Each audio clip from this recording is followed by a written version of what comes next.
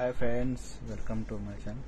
ఏంటంటే ఈ మూవీలో ఎట్లా అంటే మనం చెట్ల నుండి ఆక్సిజన్ ఎలా రావాలి, ఈ మూవీలో అయితే మస్తు మూవీ ఉంది. ఈ మూవీ సంగతి అయితే నాకు మస్తు ఉంది.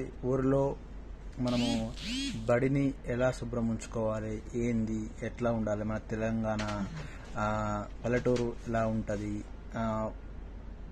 గవర్నమెంట్ వాళ్ళు వచ్చి ఈ చెట్లను నరికేసుడు, మన ఆక్సిజన్లు మనం కూడా పెట్టుకోడు.